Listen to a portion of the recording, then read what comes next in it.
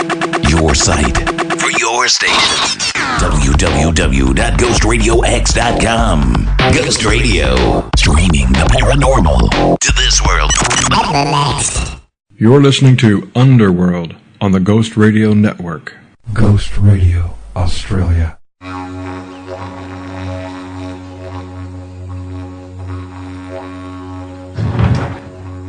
Listen. Hauntings. The unexplained. Synchronicity. EVP. So why are you? I heard that. Absolutely fascinating. What are Min lights? Is it real? What do you think? I love you. The unseen. I'm alright. 1111. Who or what are mutilating cattle? Listen. Poltergeists. Your stories. Your experiences. Listen close.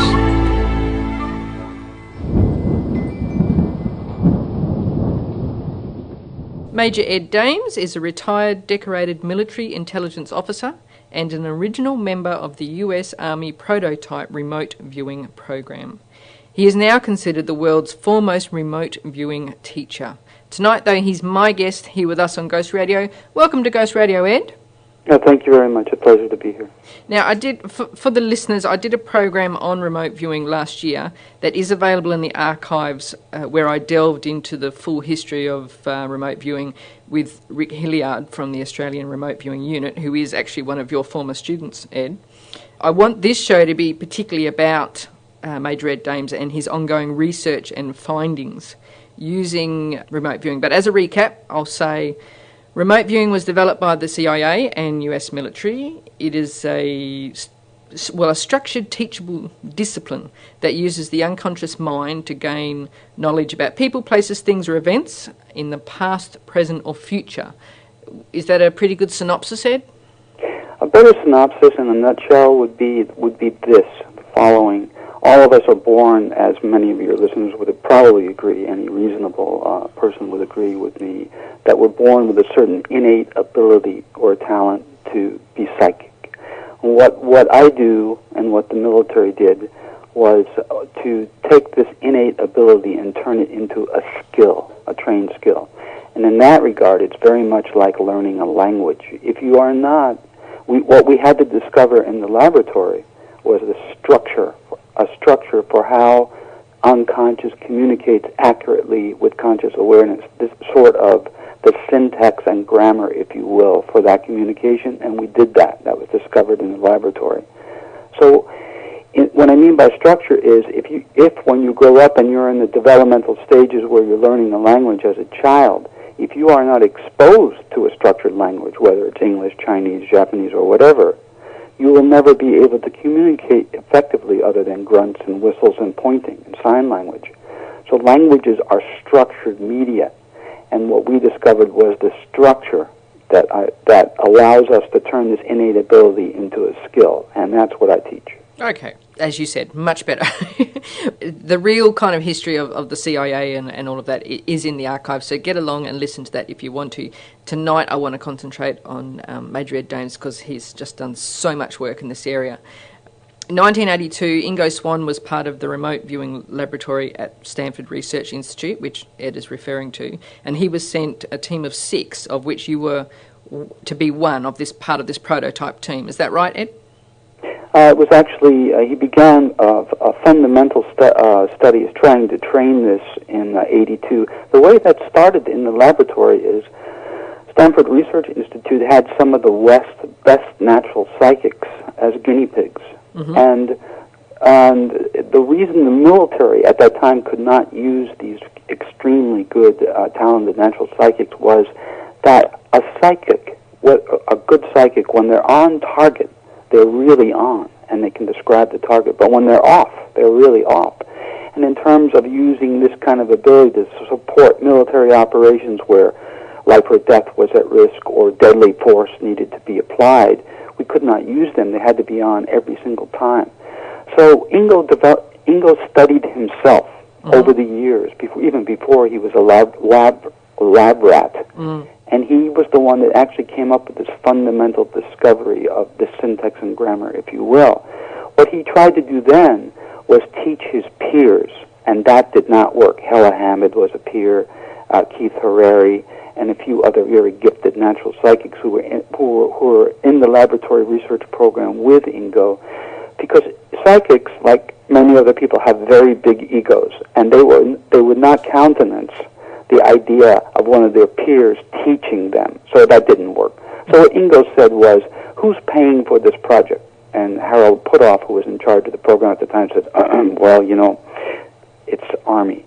Right. At that time it was Army. And Ingo said, out of frustration and exasperation, said, send me some Army officers.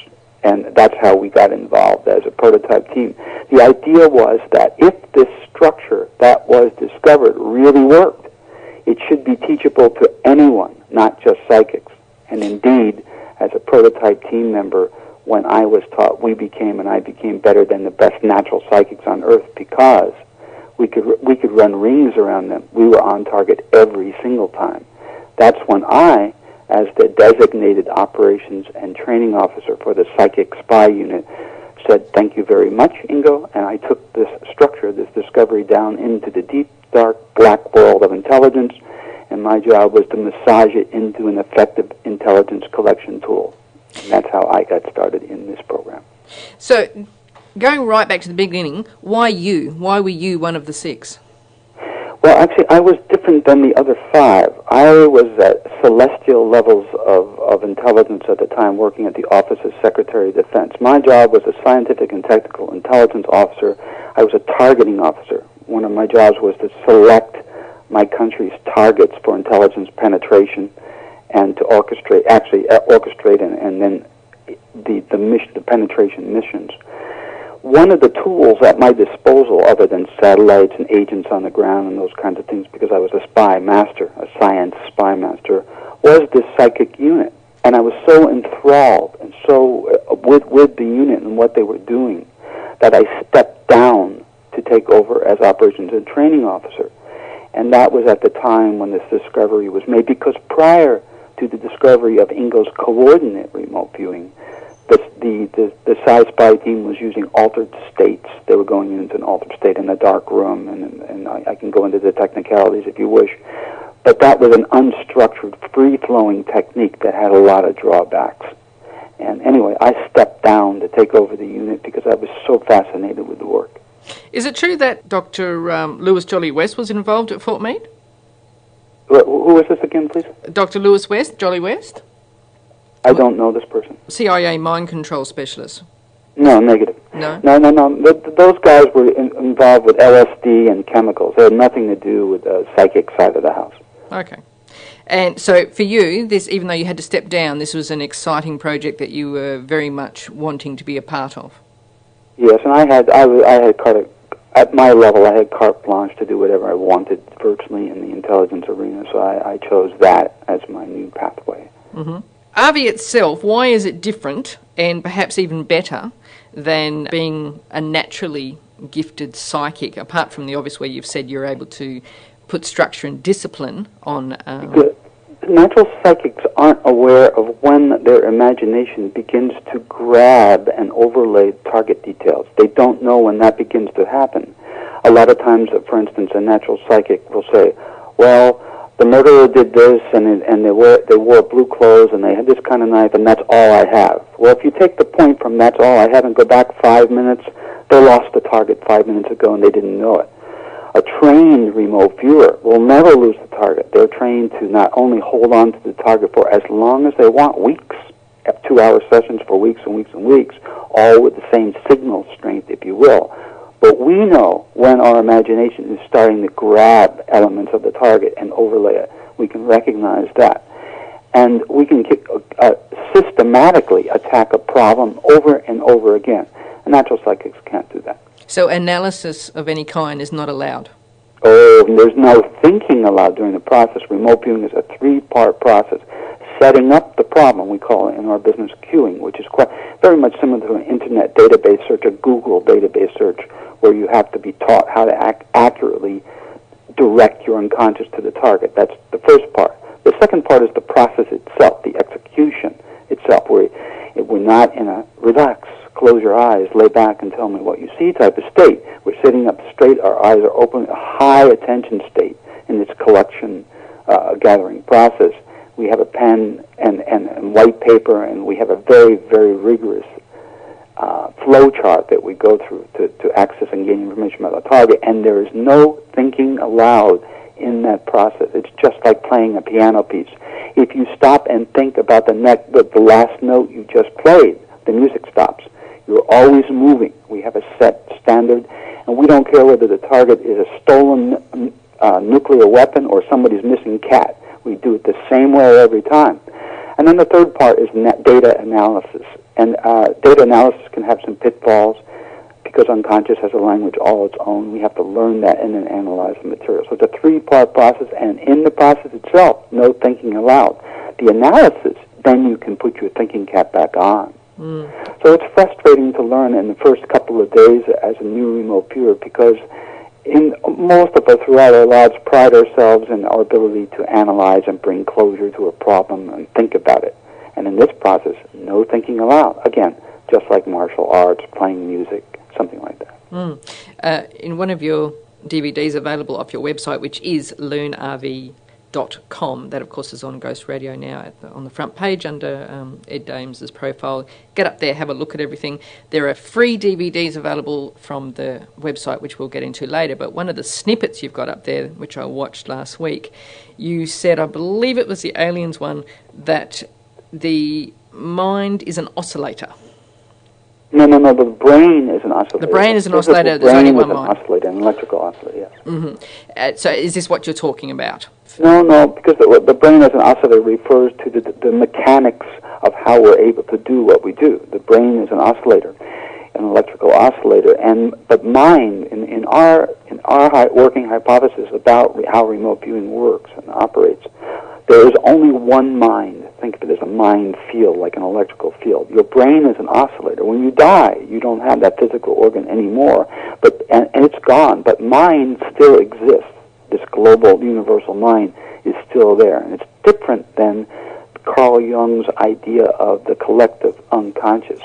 Carl Jung's idea of the collective unconscious was all the collective ideas of humanity, and if you extend that through time, like the idea of the Akashic records, all of that too. Well, remote viewing goes beyond that. It's idea of mind, because if you wanted, as a remote viewer, to describe, let's say, a rock, a stone on the surface of the planet Pluto, or a couple of feet below the surface of the planet Pluto, one particular rock, well, because man has never been exposed to that particular target before, the idea of the collective unconscious would not be able to assimilate that idea, whereas remote viewing, we say that mind exists from the beginning of the universe all the way to the end. To call it the mind of God or the Creator, whatever you want to call it.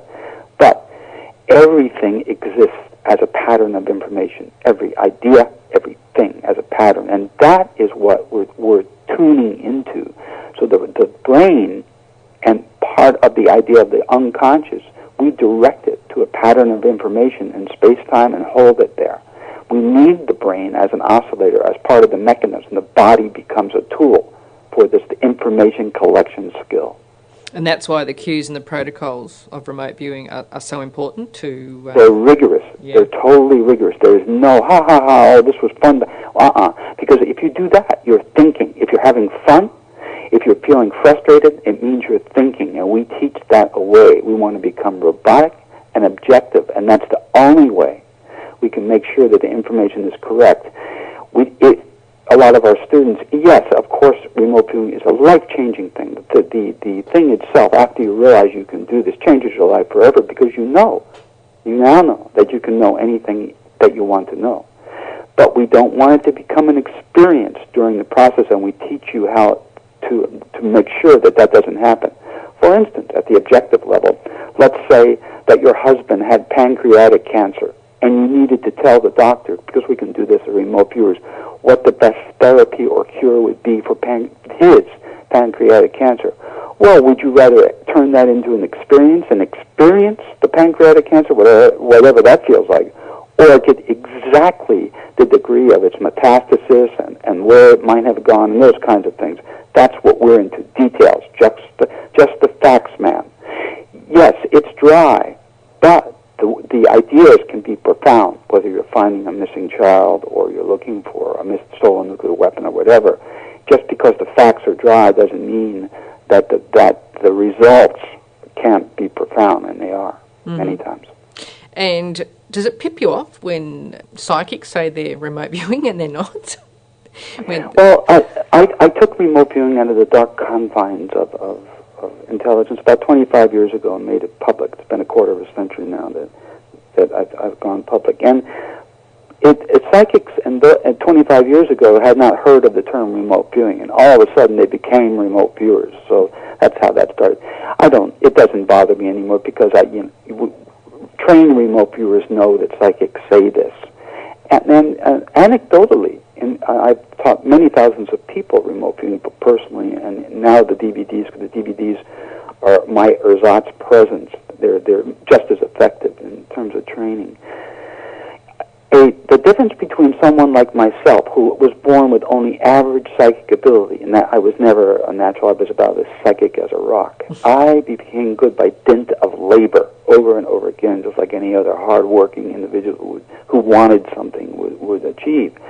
But if I train a natural psychic, if they toe the line, I can not only make them a professional, I can make them an all-star. And the difference between a natural psychic who's trained in these rigorous structural protocols, think of music or art, where you get someone who has natural talent and they become much better than the average person who goes to art or music school. The difference in our work, our application, is this. In a given period of time, the natural psychic who's trained in remote viewing structured systematic protocols can produce twice as much detail about a target as I can. I can still solve a problem in 1 to 2 hours, but the natural psychic, the gifted, talented psychic, will produce twice as much nominally detail about the target than I would. I would have to run another 1 hour, 2 hour session to produce as much detail about a target. That's the only difference. And this, I guess, is why it's so important to have a team of remote viewers doing any project. The team is important for other reasons as well. Any trained remote viewer has, for any given remote viewing session, we call a session 45 minutes to 2 hours of work, they have a nominally running 20% error rate. Now we have techniques and error trapping techniques to run that up to down to 10%, but still there's a running error rate, which 80 to 90% is enough to know what you're dealing with. Think of a jigsaw puzzle.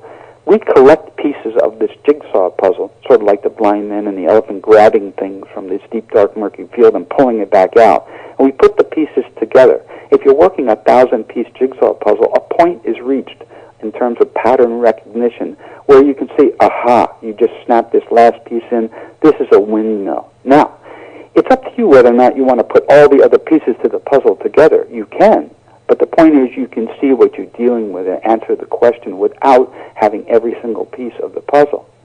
But what a team does in cases that were very critical cases where life or death is at hand, or is the problem set, there we have controls we can use, and targets are worked blind. My team members are not told what the target is. You're taught, your unconscious is taught to do all the work. Mm-hmm. If I tell you what the target is, that's too much for a new student. Analysis takes over and imagination takes over. So new students are never told what their training targets are until after the session is over. Then they can evaluate the degree of effectiveness by looking at the feedback, the known feedback. A team allows controls, and the big difference between a team is this. Any two or more trained remote viewers working independent of each other, alone, who produce the same data, the mutually corroborating data, in that case, that data is 100% correct. There is no error. That's the beauty of a team, because when we have that mutually corroborating data, then we can go to a government, a police agency, or ourselves if it's a gold search target or something like that, and say, this is 100%. So that's the value of a team. The Matrix Intelligence Agency is a team of very, very experienced remote viewers of many years of experience. This is your team? That's my organization. It's a private intelligence organization because I got fed up with the ones I worked for. Yeah. What types of things you find in your team is being asked to remote view the most? Obviously, you can't, get into too much privacy, but I'm interested, is it financial, is it prophetic end of the world type stuff, or is it just your basic, should I buy a house now? Well, for individual students who are not on my team, it's mostly financial and an individual. Should I buy a house now? Is this guy the guy I really want to marry? Those kind of things. So that they deal with that. My team deals with much more, with a lot of strategic and tactical targets. Yes, we deal with, one of the things that we're dealing with is nuclear terrorism, and that's a big one. Mm-hmm. I can't talk about that too much, but it's important.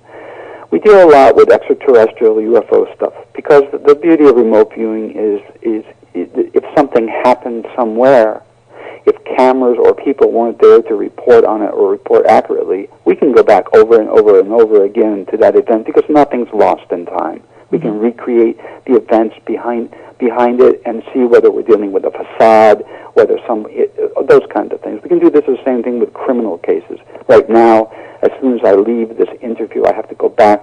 I'm dealing with a law enforcement agency in Kansas who has asked me for help. The particular event was a man broke into a trailer and slit the throats of a 4-year-old's mother and father right in front of him. So I'm looking for the murderer, the murder weapon. I look for the murderer's primary workplace, look for the murderer's primary residence, and look for the murderer's location right now so I can steer the police onto him. Those kinds of things. So we deal with that as well. And then we have our own internal projects, and those deal with gold. About 25% of the gold that was ever mined in the world is still lost. So that's a good bank for us, and it allows us to fund other public service stuff too. So right now, and those are fun, gold hunting missions, strong boxes that are still lost and forgotten out in the Old West, other treasures, those are fun, and it's a break from looking for child murderers and dead children and those kinds of things. I was just thinking another reason why being the observer would, really come in handy. You don't want to get emotionally tied into that, do you? You're taught not to get involved with that. I mean, after a session is over and you start to cogitate and ratiocinate about what you just did in the target, then you can get emotional, yes. But during the session itself, your attention is we call it a high theta state, when the state of a very high theta peaks in terms of EEGs. Your attention is so focused, not only can you not become emotionally involved in the target, but the protocols take you to a point where it's impossible because all your attention is on the collection of information. Yes. You see. So, but after a session is over, yes, sometimes you can become emotional. But remember, remote viewing is like seeing a documentary film. You're really not there. You're just downloading information about this event the same way, and the response is like watching a documentary film, although we have ways to shunt ourselves from emotional connection. We don't want to get involved in that. But think about watching a film, let's say of the killing fields in Cambodia. You may walk out of the theater and cry, but you can always go back in and watch this film again because all you're watching is a phantasmagorical display of black and white or colored images on a flat surface. Yes, it's transmitting information to you which has emotional impact, but it's virtual reality. You're not there. Were you really there, then that emotion could not go away. There's no way you could shunt it whatsoever, which is one of the reasons. Let's say that one of my children were abducted, I would not be able, even as the world's leading remote viewing teacher, to be able to locate my child, because I would be so afraid I want so much for the child to still be alive, and I'd be so afraid that they're not. I would not be able to dissipate those emotions during the session, and we have to be able to do that. I'd have to give the target to someone else. Of course. Harking back to one other idea which is important in our work. If I were to remote view you, anything I wanted to know about you, whether your great-grandmother on your father's side's birthplace, birth moment, that kind of thing, even if you don't know that, mine still knows it, I can go there. Remember, there's no energetic connection with you whatsoever as remote viewing. I'm going to the way you exist as a pattern of information in another dimension, in a dimension of mind. If you think of, let's say time as the fourth dimension. Mind is the fifth dimension. It looks down on this broad panoply of time, or all time and space, and finds the target, let's say you at any given point in your life, from birth to death. And then I lock onto that pattern. It's like reading the book about you. So there's no energetic connection. You cannot stop me from remote viewing you, for instance, no matter what you do, unless you shoot me or something like that, because I'm not connected to you. There's no energetic connection. I'm connected in my brain and my mind to the way you exist as a pattern. That's all. Mm-hmm. One of the ways you spent your spare time, or should I say downtime in the military, was you directed your team to look for ETs and things like that. I believe I wasn't supposed to do that. That was no. I was a very bad boy, because the Department of Defense and CIA has no charter to do this kind of things, but the young Dr. Doom didn't know that. Now, from what I understand, one of your pet projects is Starman, which would be to remote view the ET contact data. Is that correct? Correct. That's a personal, long-term project. Yes. And can you share any information about that with us? To talk about contact in terms of what 25 years of using remote viewing, a professional team, military team, and myself would take weeks and weeks and weeks to do. I guess I'm talking about contact. The reason the contact is important to me, it isn't just the idea, the adventure. It's because I believe that we're going down. That for many reasons that putting my Dr. Doom hat back on. That was my nom de guerre at the White House, by the way. I must say I've watched Kill Shot, and yeah, I can see why you, which I'll get into later, but I can see why you got that Dr. Doom hat. But I wanted to touch on later that must be that's a big thing for you to. I'm sure you just didn't take that lightly. I think I'll stand up and talk about Kill Shot and the reasons why you did that. We'll get into that later. But the reason I wanted to say, the reason that contact is important to me is I feel that when we rebuild, when those of us who are still around after this confluence of events, disease, Kill Shot, those kind of, are still around after these earth changes and other catastrophic changes, those of us who are still around, we need to rebuild our world. And if we do it with the same paradigm and the same ideas, because we're flawed, obviously, we're going to do the same things again. It may take another 1,000 years, but we'll go down again. I think we need mentors. We need a higher intelligence. And many of the things that I'm familiar with out there, they are observing us, are a higher intelligence. So it's my idea in terms of contact to have mentors to help us rebuild who are wiser than us. That's the idea behind contact. Can you confirm through remote view that perhaps one of these ET races is our genetic creators? It appears that there will be a race here with us. There will be others here with us to help us rebuild, and they do look very, very human. They look they're a little bit different, a little bit sturdier than us, but they are very human. And it appears that they have been and are being raised on another planet, and genetic material was taken from this planet. These humans were born somewhere else, and they look very different than the people than the individuals that took the agency that took the DNA. But think about it. If we rebuild, and if our mentors look like octopi or greys or something else like that, that's a big turnoff, and it's scary and creepy to humans. We like to work with others that look like ourselves, and of course, advanced intelligences know this. So the race that will be here, the missionary UN Red Cross race that will be here, are homegrown somewhere else by these entities that do not look that human, and who know that if they're going to help us, it has to be with somebody that looks like us. But the Brits knew this when they were effective in their missionary work in Africa.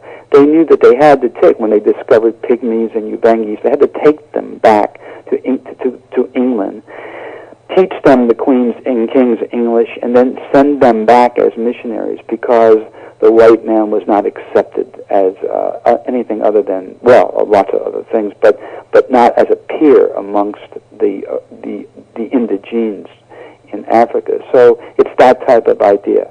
Send someone to help that looks like you. They'll be much more accepted. The ET phenomena, I mean, we could just kind of start anywhere, really, but particularly some of the fast walker hotspots, is it Chaco Canyon? Why there? Why have remote viewers focused so much on that particular spot?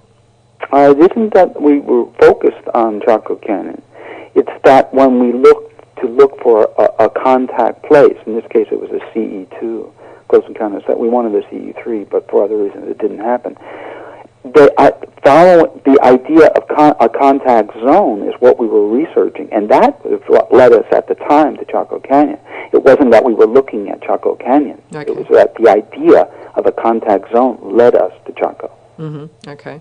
And with the DVDs that I've watched off the site and available through other means, you have said that sometimes when viewers are viewing, the technology that they're observing and the things that they're observing, you kind of surmise it along being monkeys on the monkey planet, where the observers are unable to express, basically in our language, what this advanced alien technology is.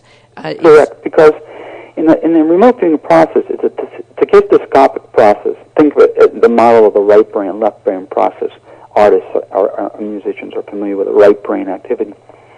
We go right brain to grab a pattern of information. There are no words in the Matrix, the idea of the Matrix. I was a technical consultant and played a cameo in Suspect Zero. Tom Cruise asked me to train Sir Ben Kingsley for that movie, and also Carrie Ann Moss, who was interesting in the Matrix. Well, the Matrix was the term that we used 25 years ago to describe this universal mind. There are no words there, only patterns. So your brain grabs a pattern of information that's connected to the target, and then comes back to the left brain at the pre-conscious level, I won't get too technical, to find a word idea, a label in your dictionary, in your personal thesaurus for that idea.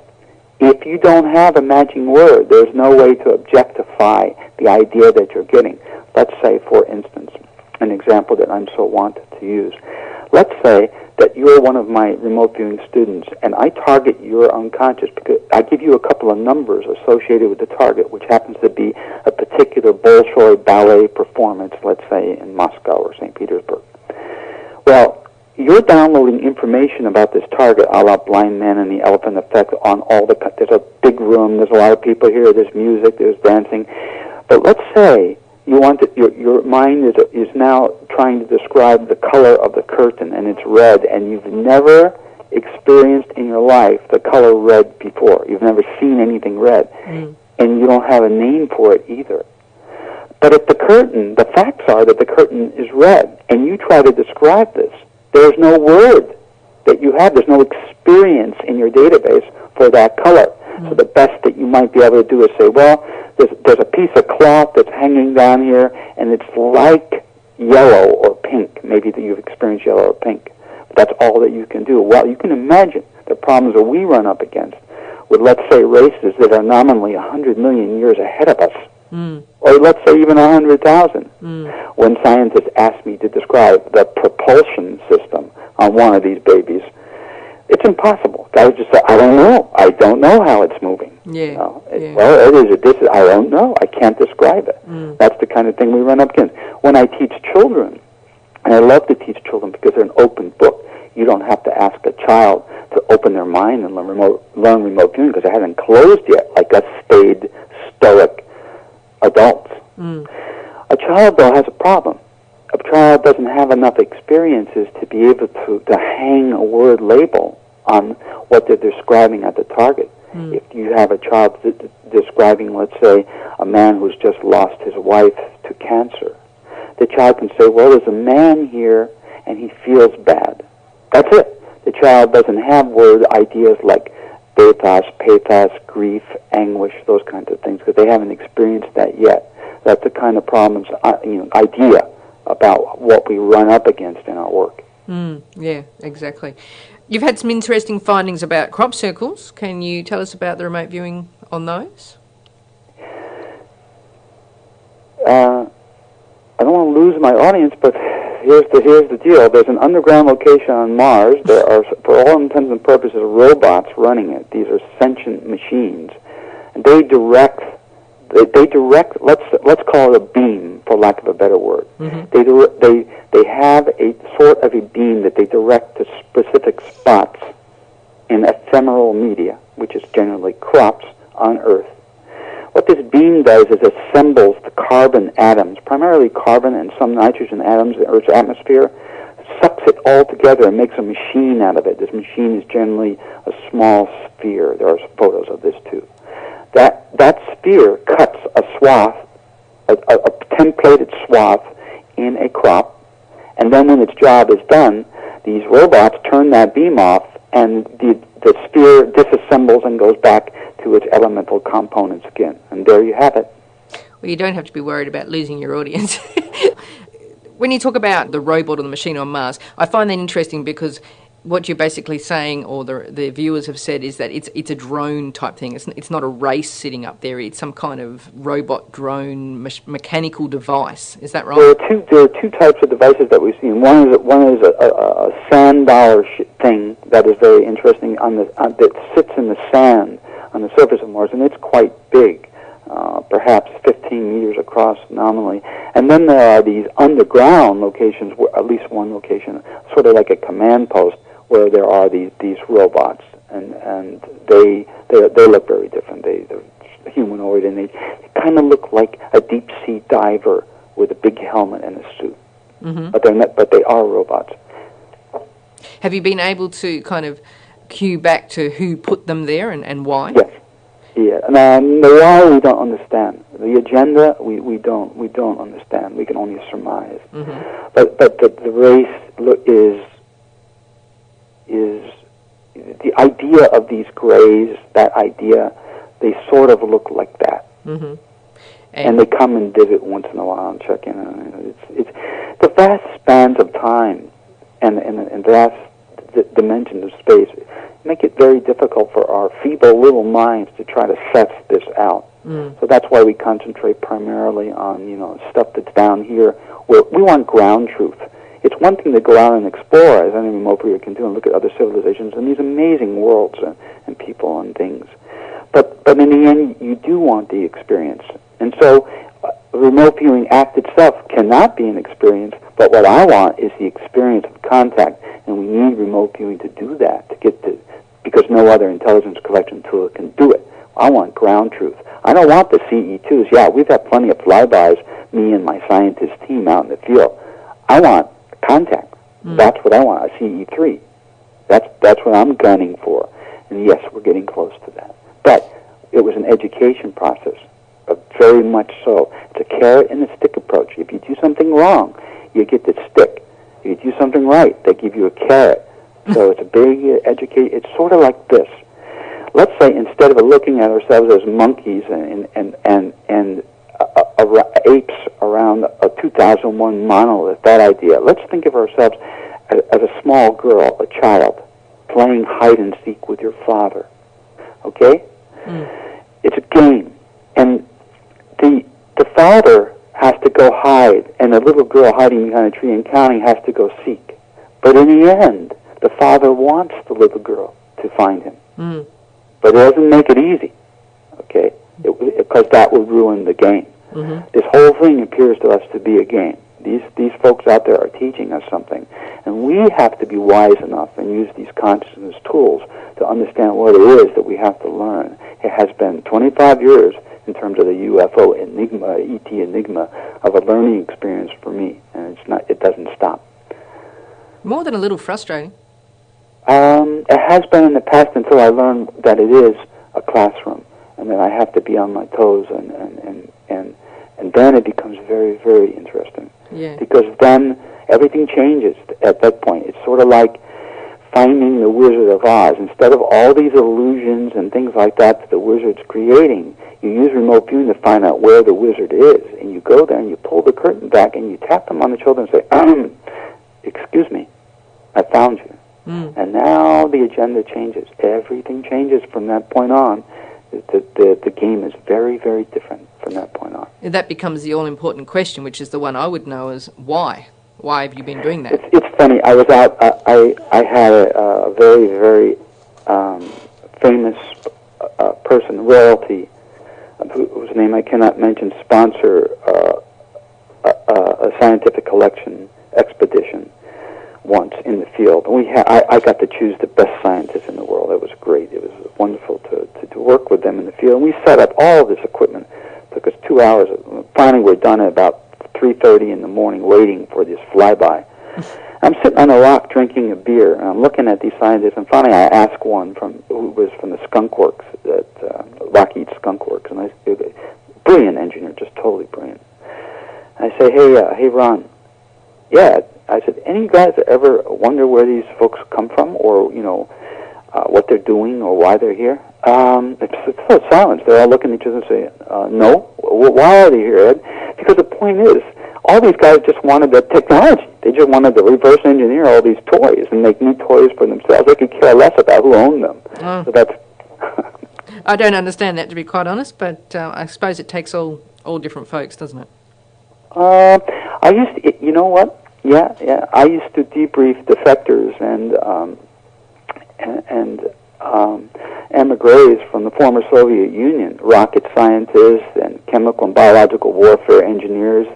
And I'd say, here, for instance, here's a Jewish biological warfare expert who's making these totally incredible toxins that can go through you like stuff through a goose, kill you at picogram levels of concentration. I'm saying, okay, after the debrief is over, I take my official hat off and I say, just between you and I said, you're a Jew. I said, you were making, are you familiar with Cyclone B and all this stuff? And he said, yeah, of course. And I'm interested. I said, how can you make this stuff then, to use against human beings? He said, because they gave me an apartment. So it's all about material stuff, Humans are very material. Our spirituality is so lagged behind our materiality that, it's short-circuited. We've lost touch with ourselves. That's one of the reasons I like my work. It gets you back in yourself, and it gets you back in yourself correctly. You can't make a mistake. There can't be any biases. There's no opinions or anything when you use remote viewing. It's a good thing. I was thinking that can belief sets get in the way? For instance, I was one of my favourite authors, Tony Bushby, spent years and years in the Vatican. He's got a fabulous book where he just basically says the crucifixion did not happen. Somebody was crucified, but it was not Jesus, and he gives the whole book is about the reasons why. Now, I thought if you were remote viewing the crucifixion, automatically you have a belief set that the crucifixion happened. So how do you remove basic belief sets that from a... Well, I understand. It's of course a good question. For a new student, it's a problem that goes away after they're taught to become a robot. So setting up the problem is a little dicey.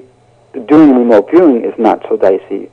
But even for an experienced viewer, the analysis of the data can be skewed if you will not get rid of this bias. Then you can take a perfectly, I call it the Courtney Brown effect. Dr. Courtney Brown was one of my students.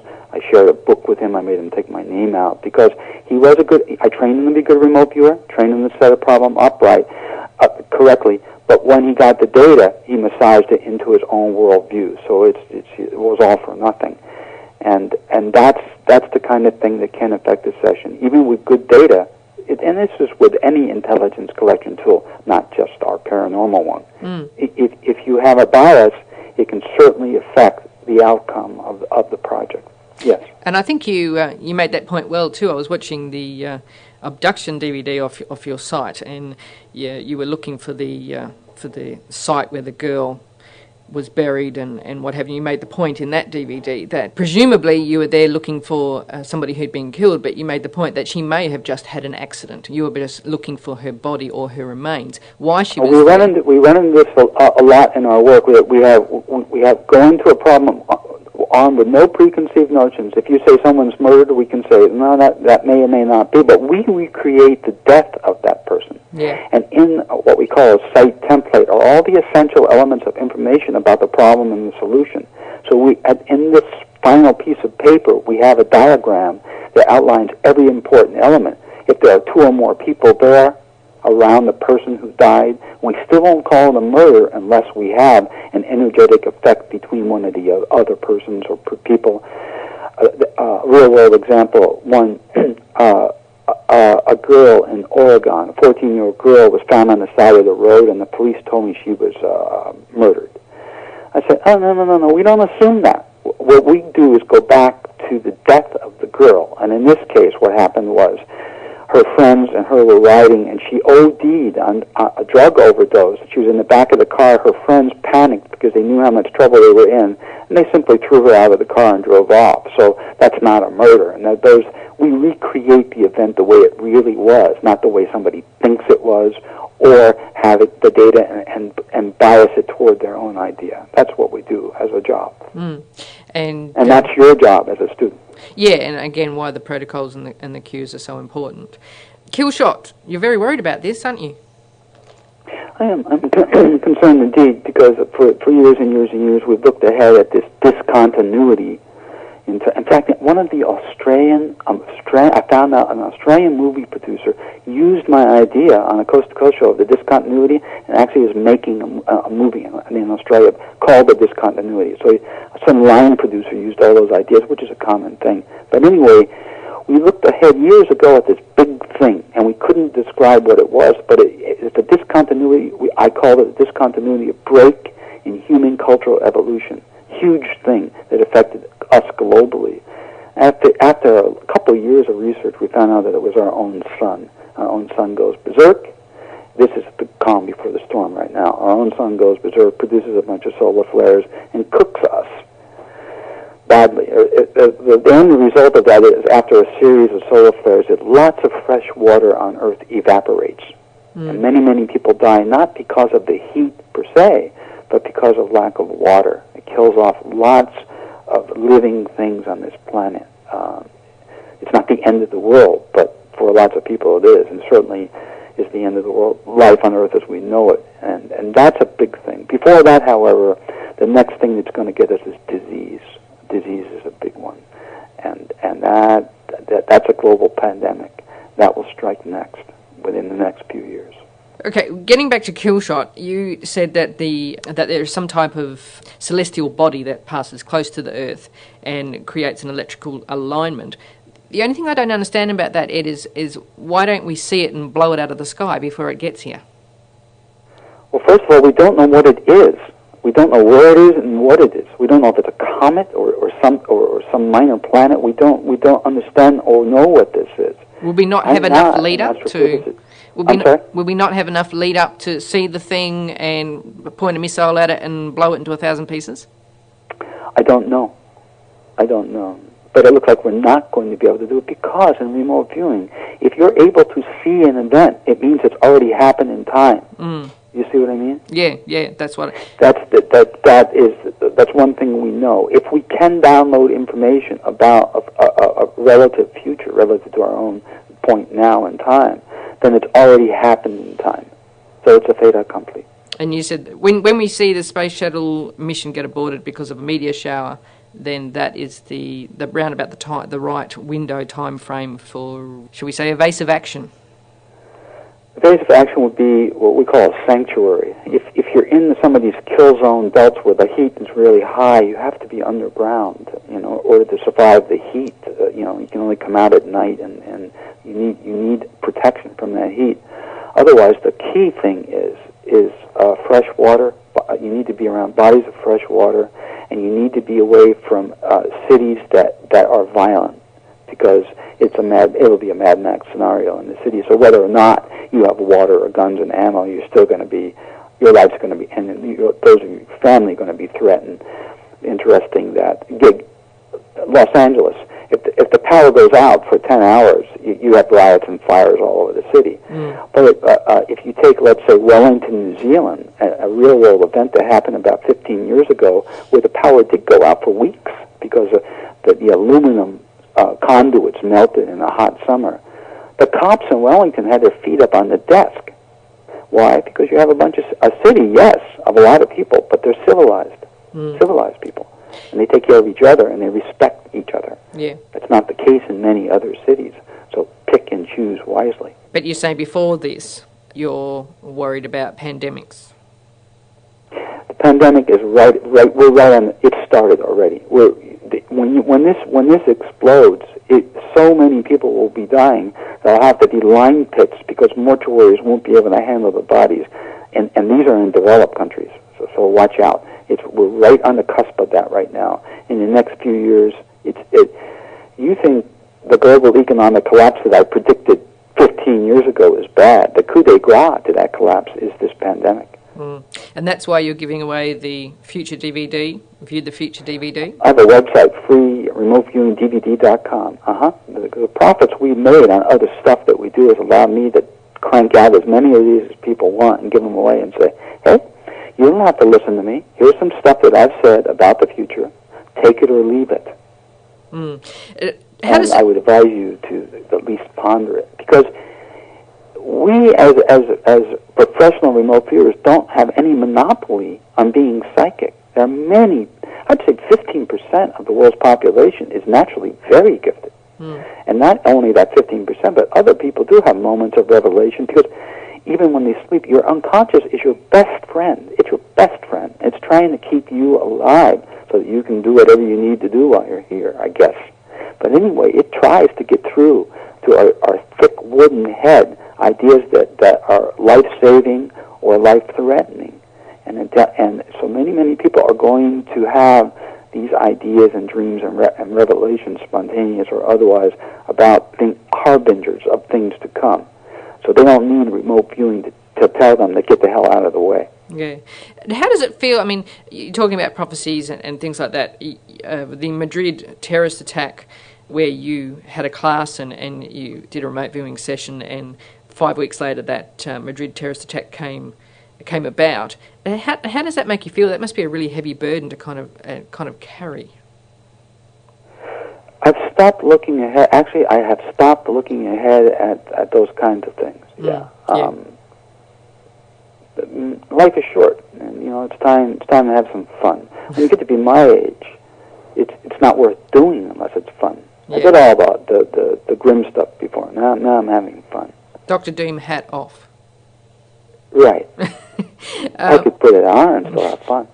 Well, do you pass information like that on to the higher authorities, like the whoever it is in Madrid, the Secret Service or whatever? And if you do, what do they do? Do they ignore you, or? I remember a lot of my old cronies are now generals in many places, and in the powers that be. So when we get into strategic things like terrorism, yes, I have direct links to them. Special Operations Command, McGill Air Force Base. I passed 48 hours after the 9/11 event and the towers came down. We had sketched the command post and who paid for that, and I faxed it directly to McGill Air Force Base.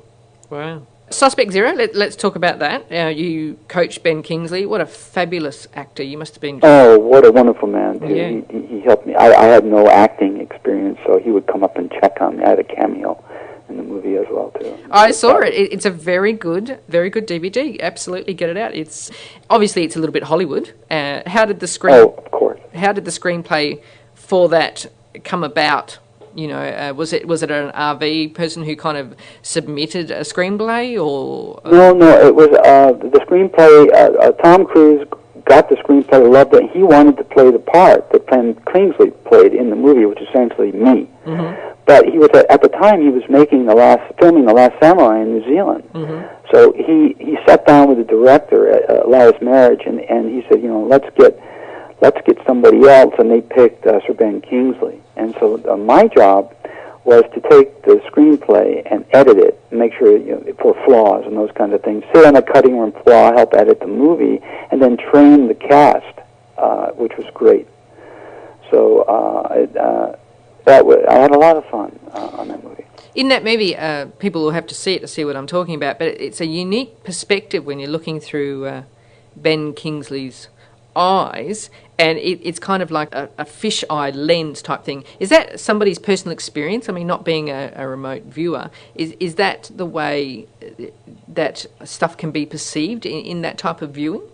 Actually, it isn't. In using altered states, which we used to use before the advent of rigorous controlled remote viewing, using altered states, yes, that's the way it looks. But in the work that we do now, no. We eschew visuals. In fact, if you have a visual in your mind's eye, for instance, that's clear and non-moving, static, you can come back to it again and again, it's always imagination, every single time. If the image is dim and blurry and fleeting, if it was there and it's gone, that's related to the target. So our new students, one of the things that they learn. Mm-hmm. But remote viewing is really a misnomer. I only kept the term out of respect for the father of remote viewing, Ingo Swann, my mentor, mm-hmm. to whom I became a protege in the early days.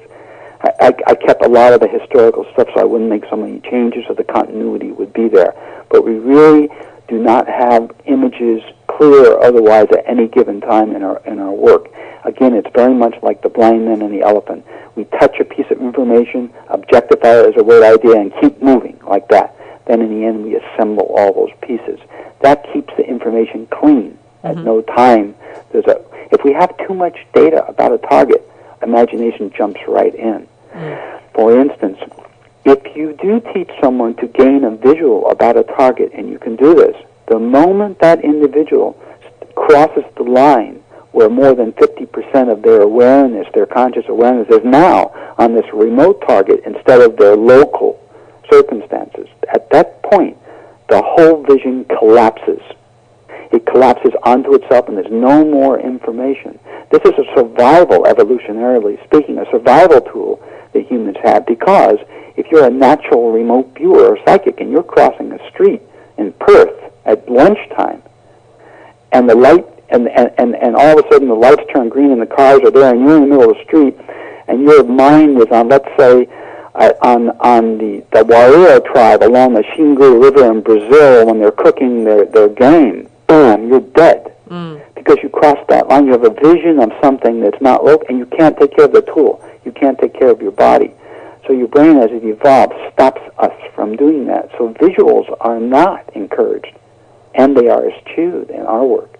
Right. So that was Hollywood. Yeah, okay. But still, a really good DVD. I absolutely recommend everybody gets it out. And the foundations of remote viewing are absolutely there. Yes, they Hollywooded it up, and there's a bit of drama and stuff, but still a very, very good DVD. I had an anecdotally, tangential. I had when I'm training Sir Ben, giving him a familiarization course. For one thing, he was afraid, and he thought that remote viewing, he might lose his mind. So I had to tell him to assuage any fears that he had. I said, no, you're not going anywhere in remote viewing. Your mind is not going anywhere. You're simply tuning into a pattern of information. So, forget about going anywhere and losing your mind.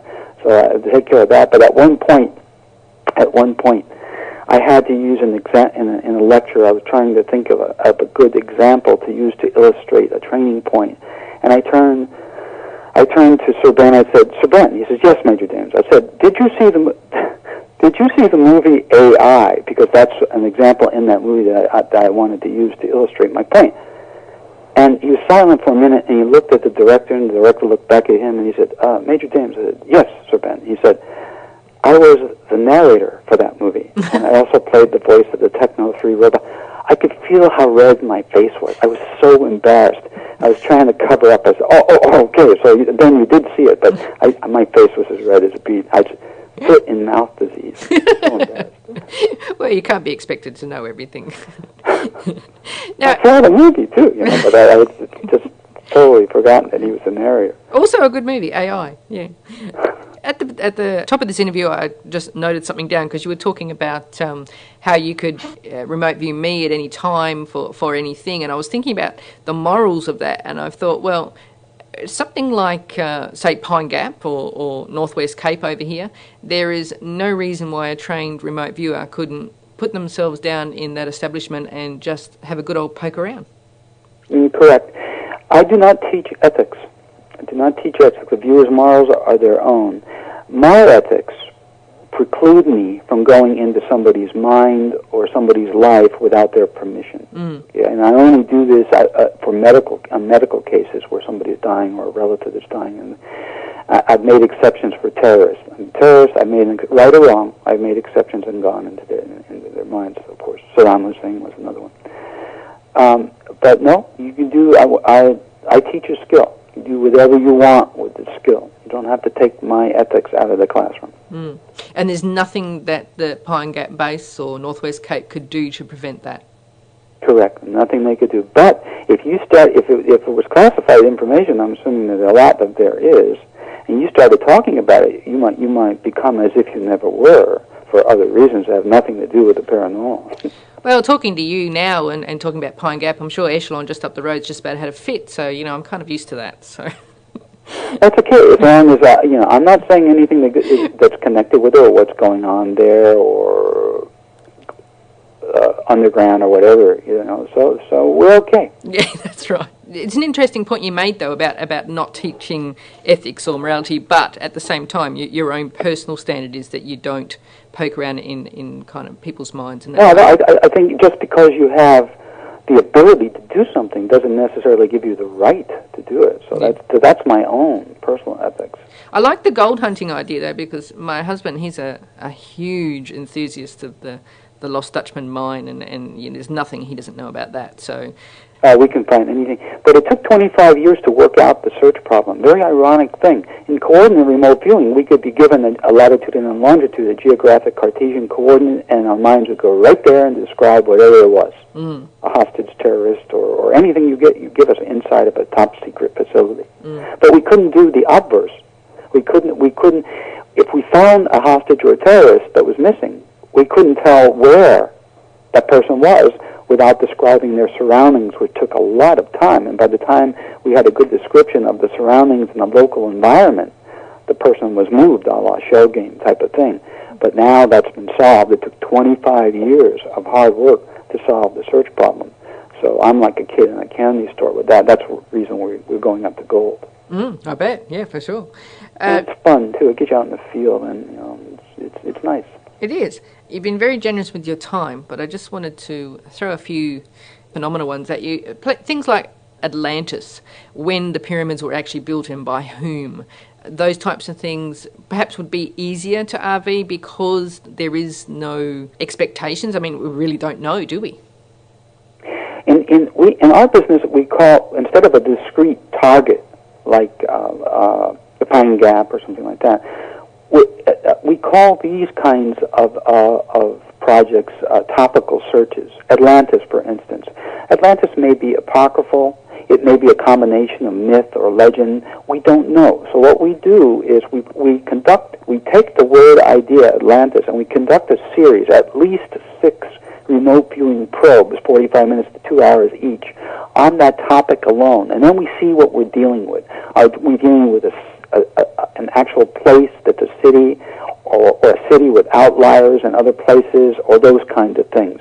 And we look at, see what we have, and then we use what we've got now in terms of pieces of the puzzle, and we explore each one of those pieces in and of itself to put together the big picture. And this becomes a project or a special study in our work, the same way that UFOs or ghosts or something else that would totally unknown and big would be as a research project. So, but we don't go in with any preconceived notions. A good example would be the Unabomber.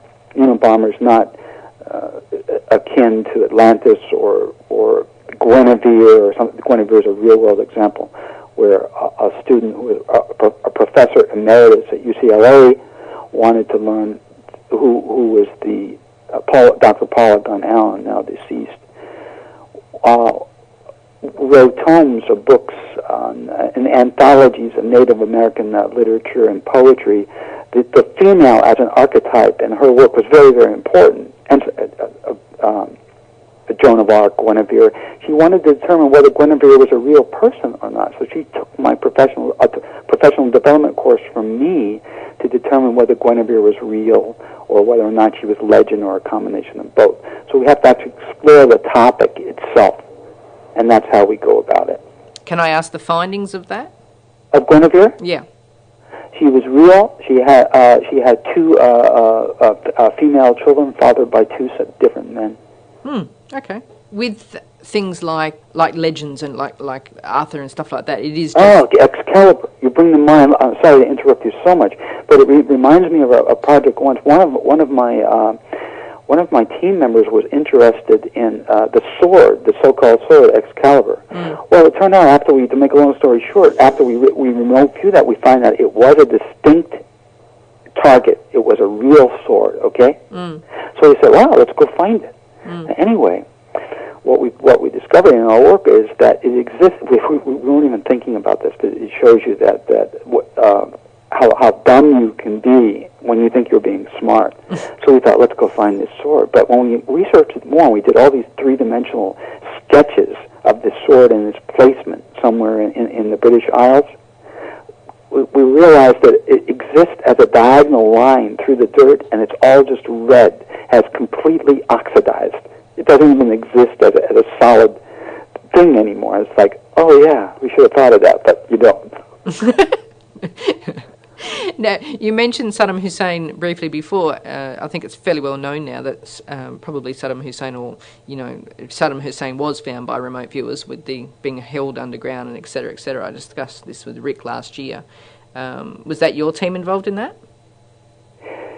I will tell you right now, the rumors out that remote viewing was used to find that trapdoor, and it was not. It wasn't? It was not. Okay, so that's all a fabrication and complete lie. It's a lie on the part of people who wanted others to believe that remote viewing was used to find it. But it started out as just a rumor. In fact, it was all special ops and their leads. There was no remote viewing used on that. So it was all propaganda on the behalf of remote viewing. A lot of times in the military, let's take a look at the idea of Area 51.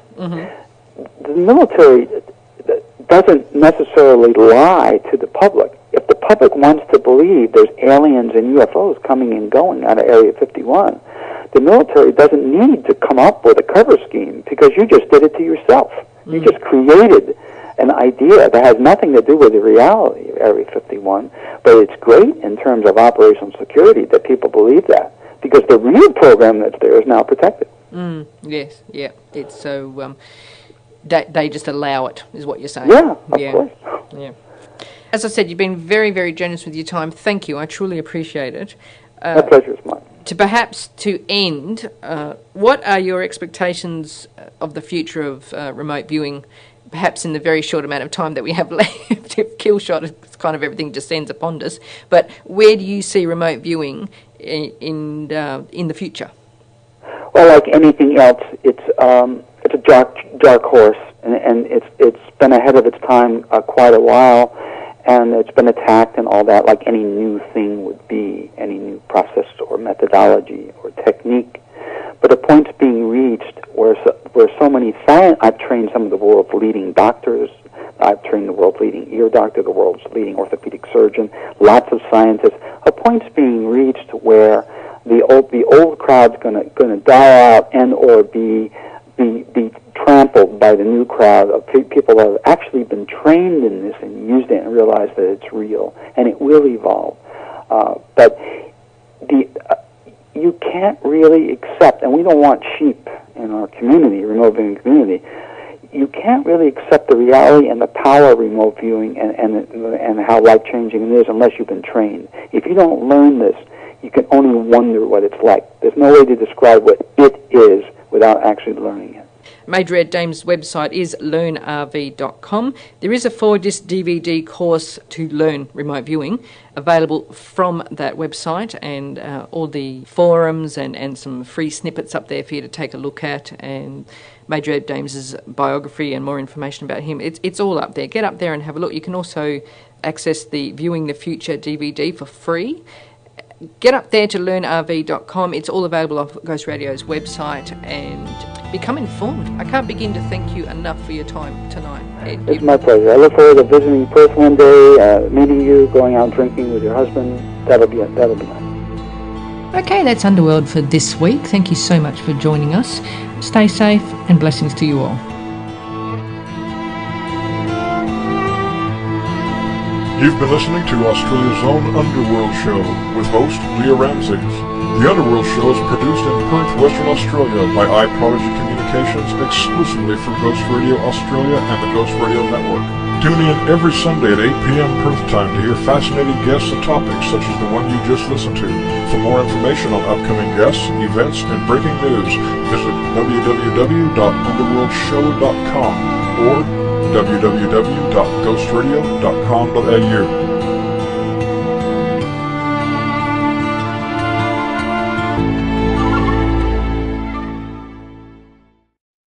Ghost Radio, bringing you the best of both worlds.